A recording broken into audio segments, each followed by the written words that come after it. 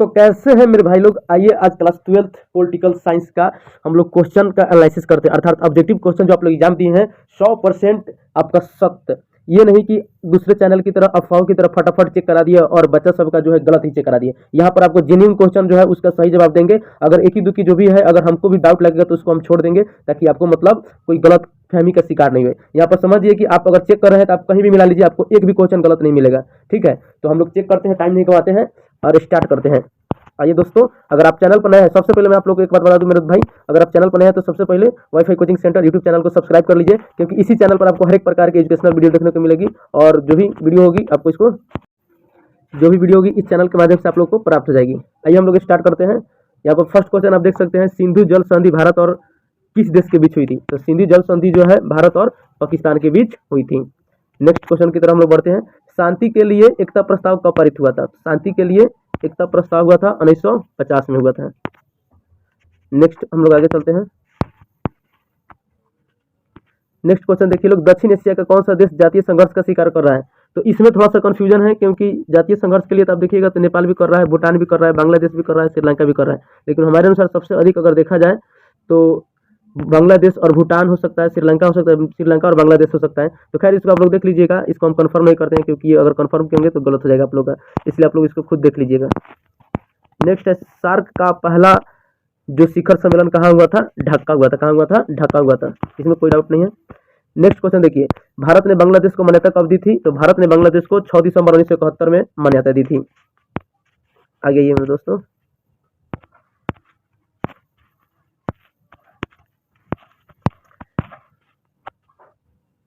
भारतीय संविधान में कुल कितने मौलिक कर्तव्यों को वर्णन किया गया है? तो भारतीय संविधान में कुल 11 मौलिक कर्तव्यों को वर्णन किया गया है। नेक्स्ट आइए, लोकसभा की अधिकतम संख्या कितनी हो सकती है? लोकसभा की अधिकतम संख्या 552 हो सकती है। अभी फिलहाल में 545 पर चुनाव होता है। नेक्स्ट क्वेश्चन, संयुक्त राष्ट्र निशस्त्रीकरण आयोग कब बना था? तो 1952 में बना था। कब बना था? 1952 में बना था। आगे बढ़िए, आसियान को मुख्य व्यापार क्षेत्र बनाने का निर्णय कब लिया गया था? 2003 में। कब लिया गया था? 2003 में लिया गया था। मानव अधिकार परिषद की स्थापना कब हुई थी? 2006 में हुई थी। कब हुई थी? 2006 में।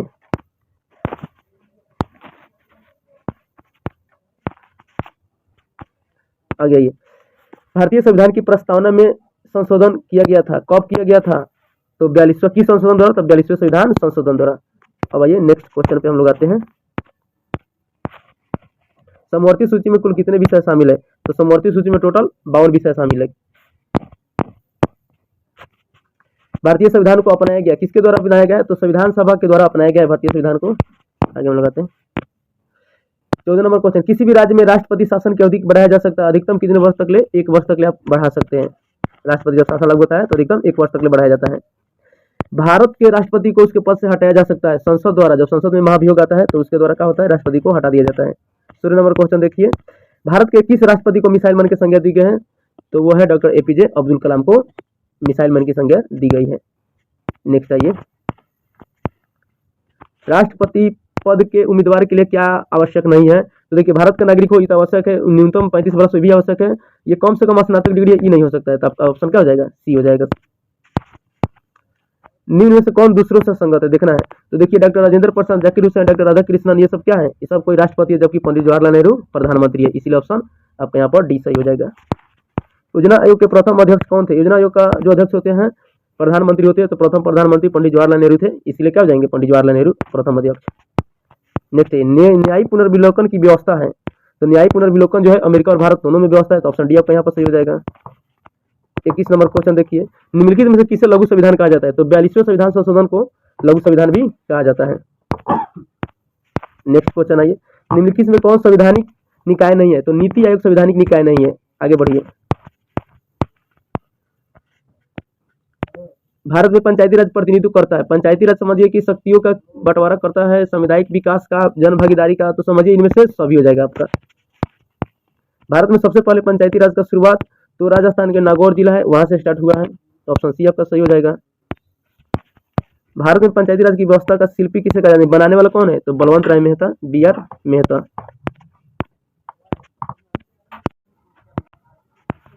अंतर्राष्ट्रीय अहिंसा दिवस कब मनाया जाता है? अंतर्राष्ट्रीय अहिंसा दिवस 2 अक्टूबर को मनाया जाता है, तो इसमें हमारे अनुसार कोई नहीं है, आप लोग देख लीजिएगा।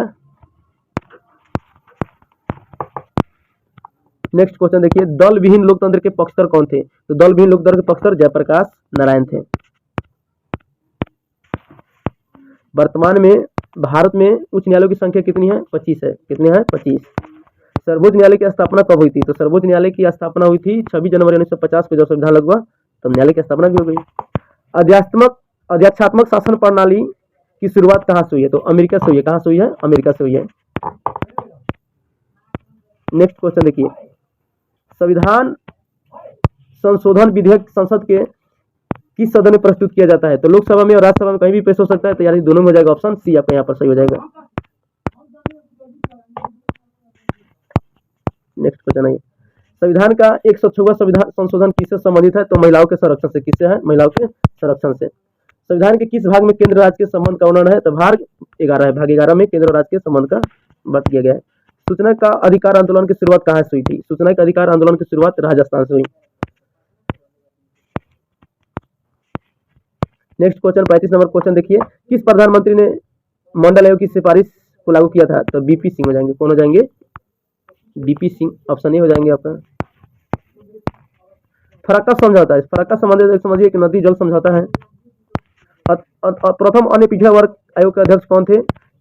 काका कालेकर थे। यानी ऑप्शन सी हो जाएगा आपका। भारतीय संविधान में महिलाओं के लिए कितने प्रतिशत आरक्षण करने का निर्णय लिया गया है? 33%। कितने परसेंट? 33%। नेक्स्ट आइए, वित्त विधेयक को राज्यसभा कितने दिनों तक रोक सकता है? 14 दिनों तक। कितने दिन रोक सकता है? 14 दिनों तक। अगर 14 दिन मारे ऑप्शन तो आपका ऑप्शन सही होगा।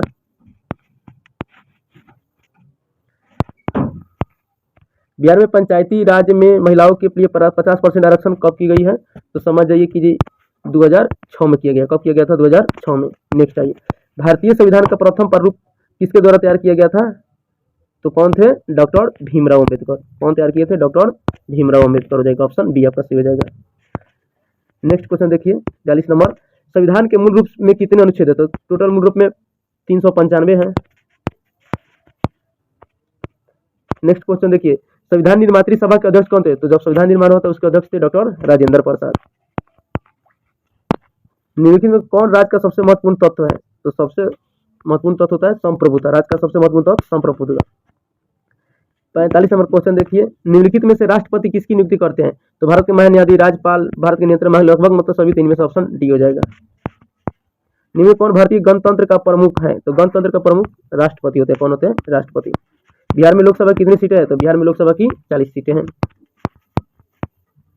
लोकसभा की प्रथम महिला अध्यक्ष कौन है? मीरा कुमार है। कौन है? मीरा कुमार। ऑप्शन बी आपके यहाँ सही हो जाएगा। निम्नलिखित में से कौन सा विधेयक राज्यसभा में प्रस्तावित नहीं किया जा सकता है? तो धन विधेयक को पहले लोकसभा में प्रस्तावित किया जाता है, उसके बाद राज्यसभा में। संविधान की व्याख्या करने का अधिकार किसे है? तो सर्वोच्च न्यायालय को। किसे है? सर्वोच्च न्यायालय को। निम्नलिखित में कौन सा सैन्य संगठन पश्चिमी गुट के द्वारा नहीं बनाया गया था? तो मेरे अनुसार दोस्तों या तो सेंटो हो सकता है, नहीं तो बस, यानी इसमें हम कंफर्म नहीं। आप लोग देख लीजिएगा, क्योंकि गलत आंसर हम नहीं बता सकते हैं, इसलिए आप लोग इसको खुद देख लीजिएगा। नाटो का मतलब क्या होता है? तो नाटो का मतलब होता है नॉर्थ अटलांटिक ट्रीटी ऑर्गेनाइजेशन। यहाँ पर दिया गया है ऑप्शन, यहाँ North Atlantic Treaty Organization. Warsaw संधि का प्रमुख कार्य क्या था? तो वार्सा संधि क्या था? यूरोप में नाटो सेनाओं का मुकाबला करना। निम्न में से कौन सी घटना द्वितीय विश्व युद्ध के बाद हुई? तो राष्ट्र संघ की स्थापना इसमें हो सकता है, तो ऑप्शन डी। निम्न में कौन भारत की विदेश नीति का मुख्य आधार नहीं है? देखिए, इसको समझिए कि संप्रभुता की रक्षा तो सब कोई करना चाहता है, क्षेत्रीय अखंडता को बनाए रखना सब कोई चाहता है, तेज गति से आर्थिक विकास को बढ़ावा देना तो सब कोई चाहता है, अर्थव्यवस्था के उदारीकरण को बढ़ावा तो हमेशा मतलब प्राइवेटाइजेशन जो है कोई नहीं करना चाहता है। तो हमारे आंसर ऑप्शन डी होगा, लेकिन आप लोग देख लीजिएगा, हमारा तो जो है ऑप्शन डी है। पंचशील सौहार्द में किन दो देशों के बीच हुआ था? आप जानते हैं चीन के बीच हुआ था, भारत और चीन के बीच। वार्सा पैक्ट किस संगठन के प्रतिकार के रूप में किया गया था? तो वार्सा पैक्ट नाटो के प्रतिकार के रूप में किया गया था। निम्न में कौन भारत चीन के बीच का मतलब बिंदु नहीं है? तो आप लोग डोकलाम विवाद जान रहे हैं, गोलवान घाटी में जो युद्ध जा रहे हैं, ये पंगोंग तो सब जानिए, एक लिपुलेख दारा है। तो इस हमारे अनुसार ऑप्शन सी होगा, ठीक, क्योंकि ये उत्तराखंड में पड़ता है, चीन से के आसपास ही है, लेकिन इसमें कोई अभी विवाद नहीं देखा गया है, तो ऑप्शन सी हो जाएगा यहाँ पर आपका। 1977 के आम चुनाव के बाद भारत के प्रधानमंत्री कौन हुए थे? तो मोरारजी देसाई हुए थे। कौन हुए थे? मोरारजी देसाई। योजना आयोग का गठन किस वर्ष किया गया? तो योजना आयोग का गठन 1950 में किया गया था। एक वर्ष में कितनी बार संसद की बैठक होनी जरूरी है? तो एक वर्ष में कम से कम समझ जाइए 2 बार आपको संसद की बैठक जरूरी है। यहाँ पर ऑप्शन आपका क्या हो जाएगा? बी हो जाएगा। संयुक्त राष्ट्र दिवस कब मनाया जाता है? संयुक्त राष्ट्र दिवस 24 अक्टूबर को मनाया जाता है। कब मनाया जाता है? 24 अक्टूबर को मनाया जाता है। 63 नंबर क्वेश्चन, निम्न से कौन किस विवाद में उच्चतम न्यायालय ने संविधान के मूल ढांचे का सिद्धांत प्रतिपादित किया था? तो यहाँ पर क्या हो जाएगा? केशवानंद भारती बनाम वाद। ऑप्शन बी आपका सही हो जाएगा। भारत में न्यायिक पुनरावलोकन का आधार है, क्या हो जाएगा? विधि का शासन। कौन हो जाएगा? विधि का शासन। किस अनुच्छेद के तहत उच्चतम न्यायालय भारतीय नागरिकों के अधिकार की रक्षा करता है? तो अनुच्छेद 32 के तहत। अनुच्छेद ऑप्शन सी हो जाएगा आपका। निम्न में से कौन भारत के राष्ट्रपति की इच्छा तक ही पद पर बने रह सकते हैं? कौन बना रह सकता है? राज्यपाल। जब चाहेंगे जब देखिएगा राज्यपाल हर एक राज्य का बदलते रहता है, जब मन करता है राष्ट्रपति को, राज्यपाल को बदल देते हैं। 67 नंबर क्वेश्चन देखिए, भारत में अब तक कितनी बार वित्तीय आपातकाल की घोषणा की गई है? तो अभी तक एक बार भी मतलब वित्तीय आपातकाल की घोषणा नहीं की गया था। ऑप्शन डी आपका सही हो जाएगा। तो दोस्तों आप लोग से रिक्वेस्ट है, कृपया आप लोग अगर चैनल पर नए हैं तो वाईफाई जो कोचिंग सेंटर के नाम से आपका जो चैनल बना है इसको सब्सक्राइब कर लीजिए, क्योंकि आप लोग के लिए मेहनत कर रहे हैं। आप लोग सब्सक्राइब कीजिएगा तो काफ़ी अच्छा लगेगा। नेक्स्ट क्वेश्चन आइए, किस अनुच्छेद के तहत राष्ट्रपति राष्ट्रीय आपातकाल की घोषणा करता है? तो अनुच्छेद 352 के अनुसार, यानी ऑप्शन आपका क्या हो जाएगा? ए हो जाएगा। भारत में मानव अधिकार संरक्षण अधिनियम कब लागू हुआ था? तो 1993 में लागू हुआ था। संसद में पहला लोकपाल विधेयक कब पेश किया गया? तो 1968 में पेश किया गया है। नीति आयोग के वर्तमान अध्यक्ष, तो नीति आयोग के वर्तमान अध्यक्ष कौन हो जाएंगे? नरेंद्र मोदी, क्योंकि प्रधानमंत्री नीति आयोग जो है योजना आयोग का ही नाम बदला हुआ है, तो उसका हो जाएंगे। भारतीय उपमहाद्वीप में सबसे पहले सैनिक शासन किस देश में स्थापित हुआ? देखिए कंफ्यूजन वाला क्वेश्चन है, क्योंकि भारत में अगर सैनिक शासन देखा जाए तो जब अंग्रेज आया था तो पहले भारत में ही आया था, तो समझिए कि पाकिस्तान के ही रिलेटेड होगा। बट आप लोग देख लीजिएगा इसका सही आंसर, क्योंकि गलत हम कंफर्म नहीं हो सकते हैं। आप लोग थोड़ा सा इसको जांच कर लीजिएगा अपना से।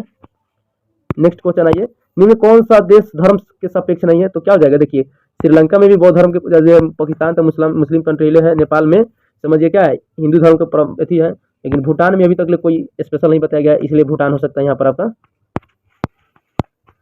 संविधान संशोधन की प्रक्रिया किस अनुच्छेद में है? तो आप जान रहे हैं कि अनुच्छेद 368 में है। निम्न से कौन एक मौलिक अधिकार नहीं है? तो जातीय समानता का अधिकार है, धर्मी स्वतंत्रता का अधिकार है, जीवन का अधिकार आपका पहले है, लेकिन संपत्ति के अधिकार का आपके पास नहीं है। भारत कैसा गणराज्य है? तो भारत क्या है? धर्मनिरपेक्ष है। ठीक है। सुंदरलाल बहुगुणा का संबंध किस आंदोलन से था? तो चिपको आंदोलन से। किससे है? चिपको आंदोलन से। भारतीय संविधान के किस प्रकार की शासन प्रणाली की व्यवस्था अपनाई गई है? तो भारत में जो संविधान है उसमें संसदात्मक यानी संसद है। नेक्स्ट क्वेश्चन देखिए लोग, निम्नलिखित में से कौन सा शब्द संविधान की प्रस्तावना में नहीं है? तो लोक कल्याण। कौन सा नहीं है? लोक कल्याण, समाजवादी, संप्रभुत्व, तंत्र निरपेक्ष, ये तीनों है, तो ऑप्शन आपका डी हो जाएगा। नेक्स्ट क्वेश्चन देखिए 80 नंबर क्वेश्चन, निम्नलिखित में कौन भारत के धर्मनिरपेक्ष राज्य के रूप में वर्णित है? संविधान की प्रस्तावना। नेक्स्ट आइए, किस देश के प्रभुत्व ने एक ध्रुवीय स्थापित किए हैं? तो कौन हो जाएगा? संयुक्त राज्य अमेरिका हो जाएगा।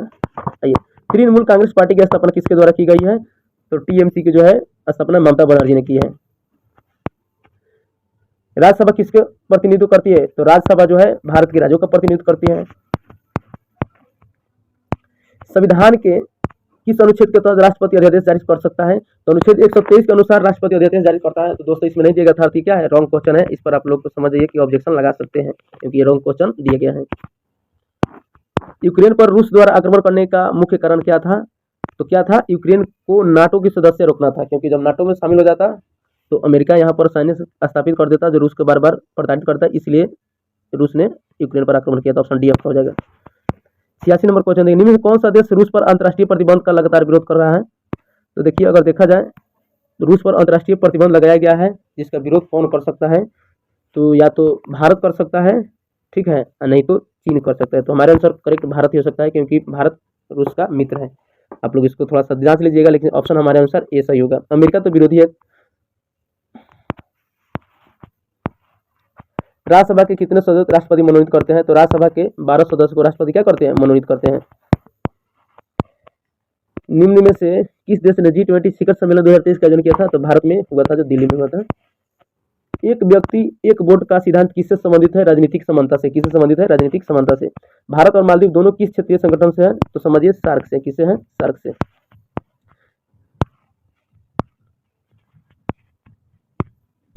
निम्न में से भारत का मालदीव में रणनीति हित का प्रमुख कारण कौन है? क्या हो जाएगा? सांस्कृतिक और भाषाई संबंध, ये दोनों रणनीतिक हित का कारण है भारत और मालदीव का। हाल ही में भारत और मालदीव के संबंधों को प्रभावित करने वाला प्रमुख कारण क्या है? तो दोस्तों मालदीव में भारतीय सैनिक था, जिसने मालदीव सैनिक ने तो भारतीय सैनिक जो था, तो मालदीव देश ने क्या किया? भारत के सैनिक को हटा दिया, जिसके कारण वहाँ का जो स्थिति है गड़बड़ हो गया है। तो ऑप्शन ये हो जाएगा यहाँ पर आपका सही। निम्न में कौन सार्क का 10 सदस्य नहीं है? तो सार्क का सदस्य कौन नहीं है? म्यांमार नहीं है। भारत और चीन की लड़ाई कब हुई थी? तो भारत और चीन की लड़ाई 1962 में हुई थी। यूरो क्या है? यूरो क्या है? यूरोपीय संघ की मुद्रा। यूरो क्या है? यूरोपीय संघ की मुद्रा है। मैकमोहन रेखा कहाँ अवस्थित है? अरुणाचल प्रदेश में। कहाँ अवस्थित है? अरुणाचल प्रदेश में। भूमंडलीकरण किस विचारधारा पर आधारित है? तो भूमंडलीकरण उदारवाद पर आधारित है। एशिया का कौन सा देश G7 का सदस्य है? तो फिलीपींस है। कौन है? फिलीपींस है। राज्यसभा का पदेन सभापति कौन होता है? उपराष्ट्रपति होते हैं। कौन होते हैं? उपराष्ट्रपति। कानून का समान संरक्षण पद कहाँ से लिया गया है? तो अमेरिका से लिया गया है। तो दोस्तों मुझे पूरा विश्वास है कि आप लोग सही सही मारे होंगे। आपका टोटल जोड़ लीजिएगा, 50 में आपका क्वेश्चन, ये 100 क्वेश्चन था जिसमें 50 को ही आपको मारना था।